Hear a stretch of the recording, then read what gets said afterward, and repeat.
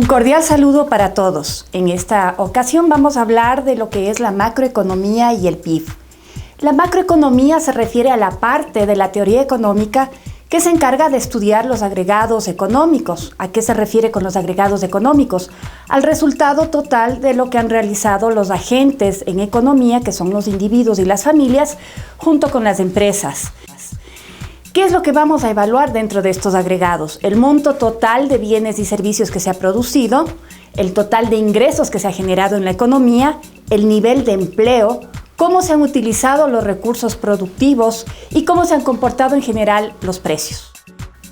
La macroeconomía se centra principalmente en dos temas. El primero, el crecimiento económico, que consiste en evaluar cómo se va expandiendo la producción en un país en el mediano y en el largo plazo. Y el segundo tema, los ciclos económicos. ¿A qué se refieren los ciclos económicos? En la economía la producción crece y decrece, no tiene una línea recta a lo largo del tiempo. Cada vez que hay un crecimiento llegamos a un punto tope que se llama el auge y cada vez que hay un decrecimiento llegamos a un pico de crisis. En este proceso hay contracciones y hay crecimientos, ¿no es cierto?, que debemos evaluarlas tanto en el corto plazo como en el mediano y largo plazo. Las decisiones que toman tanto los individuos como las empresas para poder mejorar la producción y también la productividad inducen al Estado a tomar decisiones. Habíamos visto anteriormente que las decisiones que toman las empresas están relacionadas con cómo maximizar su utilidad y las decisiones que toman los individuos están relacionados a cómo adquirir la mayor cantidad de bienes y servicios. Pero ahora el Estado mira en un contexto grande cómo se puede lograr un mayor bienestar para toda la economía. Cada vez que el Estado toma decisiones estamos hablando de políticas económicas. ¿Qué son las políticas económicas? Un conjunto de medidas gubernamentales destinadas a influir en la marcha de la economía en su conjunto. Como no existe una estrategia única para enfrentar los problemas en un país, tenemos en realidad una combinación de políticas que están condicionadas a las circunstancias, si estamos en fase de crecimiento, en fase de contracción, a la ideología que tienen los grupos de gobierno, a la afectación que queramos conseguir con una variable. Queremos conseguir expansión, queremos conseguir contracción, a la fase del crecimiento de la producción que tengamos. Entonces, dentro de todas estas circunstancias, el Estado va a definir ¿qué queremos hacer para influir en la producción, en el empleo, en la estabilidad general de los precios que se va a reflejar a través de la inflación y también en cómo nos vamos relacionando con otros países, que todo esto se va a reflejar a través de la balanza de pagos, especialmente en el saldo de cuenta corriente cuando nosotros medimos si es que hay un déficit o un superávit en balanza comercial? Las políticas macroeconómicas comprenden diferentes tipos de estrategias. Podemos agruparlas de la siguiente manera. Un grupo de estrategias que tienen que ver con el manejo del dinero, la política monetaria. ¿Y qué es la política monetaria? Está constituida por las decisiones que toma la autoridad monetaria sobre dos temas principales. Uno, el precio del dinero, que está reflejándose en la tasa de interés. Dos, la cantidad de dinero que está circulando en la economía, que se llama la oferta monetaria. El objetivo es el de facilitar el crecimiento económico, incrementar el empleo, lograr estabilidad de precios, obtener un manejo racional del crédito y, en general, regular, controlar y desarrollar todo el funcionamiento del sistema financiero. Si el gobierno está considerando que hay que reactivar la economía porque estamos en una fase recesiva, lo que debemos hacer es aplicar política monetaria expansiva. ¿Qué es la política monetaria expansiva? Aumentar la cantidad de dinero que está en circulación, bajando las tasas de interés, que es el precio del dinero. Cada vez que se bajan las tasas de interés, se está activando el crédito, se está activando la inversión. ¿A través de qué elementos puede el gobierno controlar esto? Primero, puede comprar o vender bonos en bolsa de valores. Así se va a inyectar o se va a retirar circulante de la economía.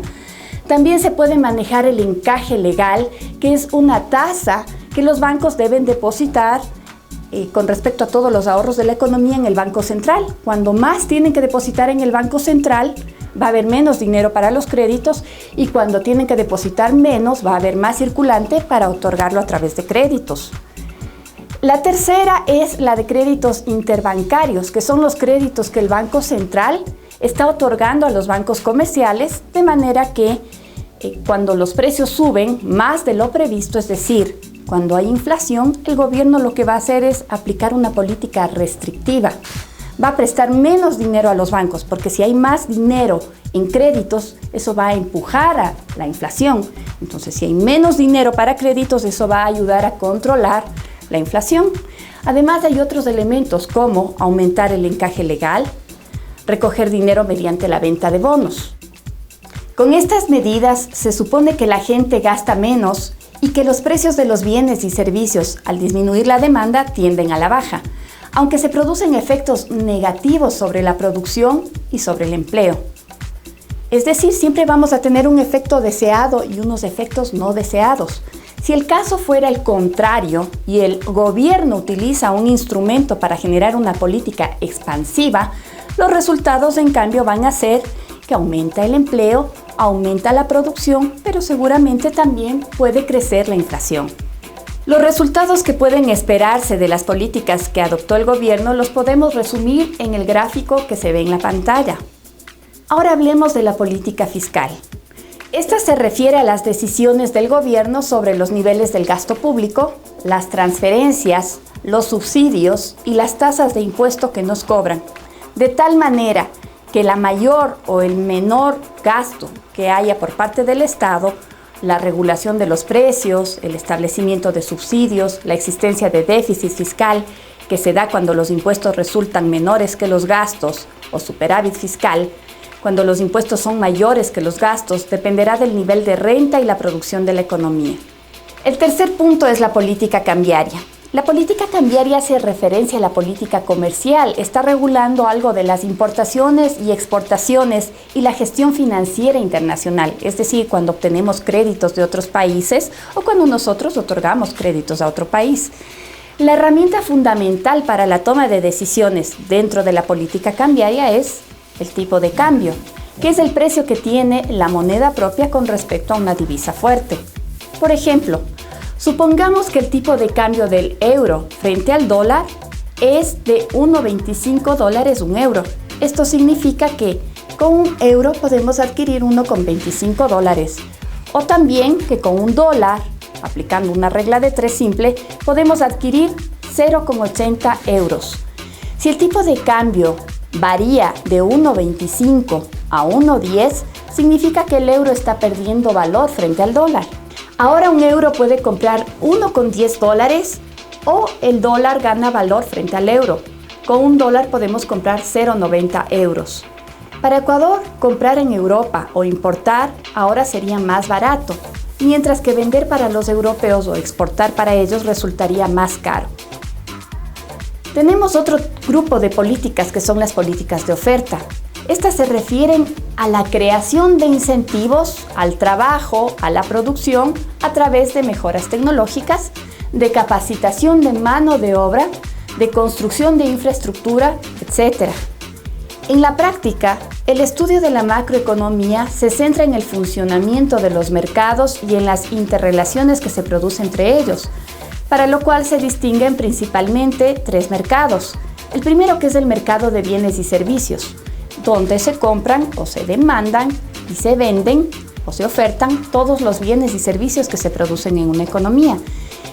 El segundo mercado, que es el mercado de dinero, se enfrenta a la demanda de dinero, que es la necesidad de las personas de disponer de dinero, y la oferta de dinero, que es la cantidad de dinero que el Banco Central del país mantiene en circulación.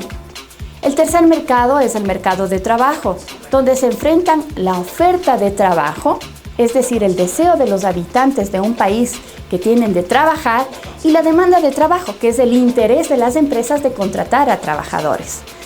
Las relaciones que se da entre estos 3 mercados se puede apreciar mediante el uso del modelo gráfico que se denomina el flujo circular del ingreso, que nos permite identificar en primer lugar a los agentes que intervienen en el sistema de la economía, que son las familias, las empresas y el Estado, tal como se puede ver en el gráfico de la pantalla.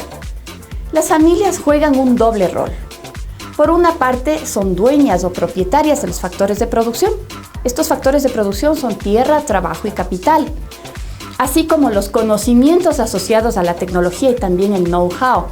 Por otra parte, estas mismas familias son las unidades elementales del consumo de los bienes y servicios que se producen en una economía. ¿Esto qué significa? Que todo lo que se produce finalmente debe satisfacer las necesidades de esas mismas personas. Las empresas, que son el segundo actor, son los entes que utilizan los factores de producción que están proporcionados por las familias para poder producir estos bienes y servicios que luego estas mismas familias van a demandar o van a consumir. Por el uso de estos factores de producción, las empresas deben pagar a las familias una cantidad de dinero que se traduce en las rentas. Estas rentas son los sueldos y salarios, los beneficios y los alquileres. Este doble intercambio de factores por dinero y de dinero por bienes nos permite identificar que en el sistema económico hay que distinguir dos tipos de flujos.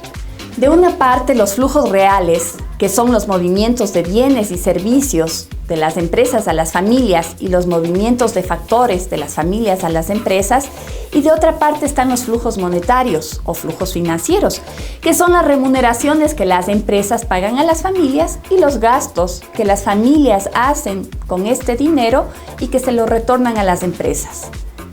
Finalmente aparece el Estado.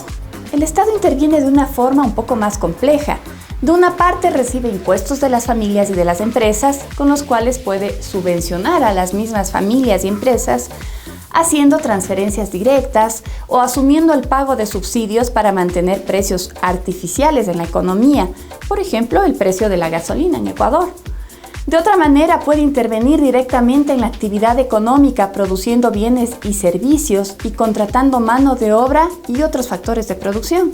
Por ejemplo, realizando obras de infraestructura, puertos, aeropuertos, construyendo escuelas, hospitales, etc. El objetivo principal de conocer la actividad económica que se refleja a través del flujo circular es el de lograr la medición de la misma, lo cual se hace a través de la contabilidad nacional, cuyo objetivo es el de poder ofrecer una representación cuantificada, completa, sistemática y detallada de la economía de un país con sus componentes y las relaciones con otras economías. De los distintos agregados que recoge la contabilidad nacional, el más significativo es el Producto Interno Bruto, que permite medir el valor monetario total de los bienes y servicios finales producidos para el mercado en un periodo de tiempo determinado, normalmente un año, dentro de las fronteras de un país. Veamos un poco mejor los componentes de este concepto. El primero, valor monetario total. Corresponde a la suma del número de unidades monetarias por los que se venden todos los bienes y servicios que se producen en una economía. Al expresar todos los bienes y servicios en su valor monetario, por ejemplo en dólares, se facilita el poder sumar en una única unidad todos los bienes. Como ustedes saben, no podríamos sumar manzanas, peras, automóviles, pero en el momento en que están expresados en una unidad monetaria, es decir, en su valor en dólares, podemos tranquilamente acumular todo el valor de estos bienes producidos. El segundo concepto, bienes y servicios finales. ¿Qué significa? Que debemos evitar contar más de una vez los productos intermedios. ¿Cuáles son los productos intermedios? Los insumos que se utilizan para llegar a un producto final. Al medir el PIB incluimos solo el valor de los bienes y servicios finales que están incluyendo automáticamente el valor de estos insumos intermedios utilizados. Por ejemplo, el valor final del pan, que puede ser de $1, ya está incluyendo el valor del trigo, el valor de la harina, el valor de la masa para hacerlo, de tal manera que el valor final es el de $1. No debemos contabilizar aparte lo que costó el trigo, lo que costó la harina o la masa, pues estaríamos contabilizando doblemente. El tercer punto dentro del concepto es producidos para el mercado. Solo se incluyen los bienes y servicios que se producen para el mercado, es decir, con la intención de ser vendidos. Esto significa que hay otra serie de bienes que se están produciendo para el autoconsumo. Estos no están incluidos en el PIB. Un cuarto elemento, durante un periodo de tiempo determinado. ¿Cuál es este periodo de tiempo? Es normalmente un año fiscal. Como la producción es una variable cambiante, es decir, representa un proceso o un flujo, es necesario determinar su valor en fechas específicas o determinadas, no superiores a un año. Por ejemplo, un valor trimestral, semestral o anual.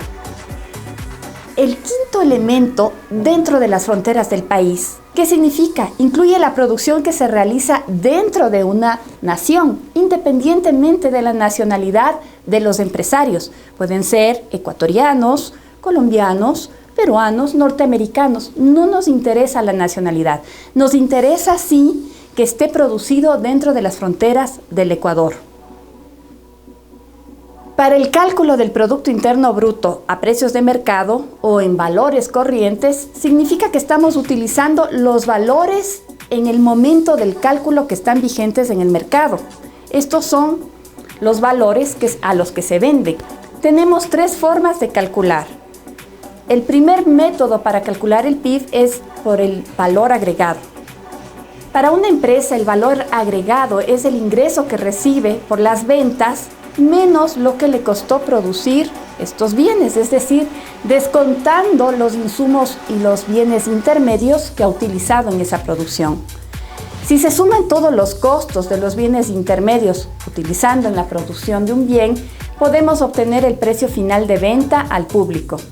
Esto significa que podemos tomar o bien el precio final o bien la sumatoria de los costos y de los valores agregados de los diversos sectores institucionales o de las diferentes ramas de la actividad dentro del proceso de producción, y de esa manera vamos a llegar al mismo valor del PIB. Cuando utilizamos el segundo método, hablamos del método del gasto. Bajo el principio elemental de que todos los ingresos que los agentes económicos reciben se van también a gastar, el valor de los bienes y servicios finales producidos en una economía en un periodo determinado pueden calcularse entonces con la definición del gasto, que es la suma del consumo final de bienes y servicios por parte de las familias, que simplemente la vamos a denominar como consumo. La segunda, que es la formación bruta de capital por parte de las empresas y que corresponde a la inversión que ellos hacen en bienes de capital, y la variación de la existencia que tienen al final de un periodo, que serían los inventarios que están haciendo todas las empresas, y a todo este grupo vamos a llamarle simplemente inversión. El tercer componente, que son los gastos totales que para su propio funcionamiento realiza el Estado, a los cuales vamos a denominar simplemente como gasto. Cuarto, los gastos o compras que realizan los extranjeros en nuestro país a cambio de bienes o servicios que han sido producidos dentro de nuestro territorio y que llamaremos simplemente exportaciones, de los cuales debemos restar las compras que los nacionales realizan en otros países por cuanto se adquieren bienes que no han sido producidos dentro de nuestro territorio, pero sacando el dinero que se ha generado dentro del territorio, al cual vamos a denominar como importaciones. El saldo que resulta de esta resta de exportaciones menos importaciones se denomina el saldo de cuenta corriente, que está dado por las operaciones de comercio exterior y que se caracterizan por ser permanentes y dinámicas. Podemos entonces resumir que el cálculo del PIB por el método del gasto es PIB igual a consumo más inversión, estos dos factores de los individuos y de las empresas, el tercer componente el gasto del Estado y el último componente las exportaciones menos las importaciones, que se refiere a las relaciones del país con otros países. El PIB es igual a C más I más G más X menos M, que son las siglas de los elementos que hemos explicado anteriormente. El tercer método de cálculo del PIB es el método del ingreso. Siempre que se produce y se vende un bien o servicio, se está realizando un gasto, y de este gasto a la vez se va a generar un ingreso derivado de esa venta, que se distribuye a los trabajadores, a los propietarios de capital que han producido este bien o servicio. Por lo tanto, el PIB puede ser también calculado con, en primer punto, las rentas del trabajo, que son sueldos, salarios, honorarios por cuenta propia. 2, las rentas que reciben los bienes de capital, que son los beneficios, los alquileres, los intereses. El PIB se puede obtener entonces mediante la suma de remuneraciones de los asalariados, que es equivalente a sueldos y salarios, más los excedentes brutos de explotación, que son equivalente a las ganancias, utilidades, beneficios, dividendos o intereses. El nombre va a depender del tipo de empresa que se haya conformado en la economía. A todo esto le sumamos las remuneraciones que se obtiene sobre el uso de la tierra, que equivale a las rentas, y vamos a obtener entonces el PIB por el cálculo del ingreso, tal como lo podemos apreciar en el gráfico que se muestra en la pantalla. A continuación veremos algunos ejemplos para el cálculo del PIB. En el primero, el cálculo por el método del valor agregado. Como se puede apreciar en la tabla, los trigueros invierten $120, que es su capital inicial, para la compra de las semillas, siendo su valor agregado un total de $1,200.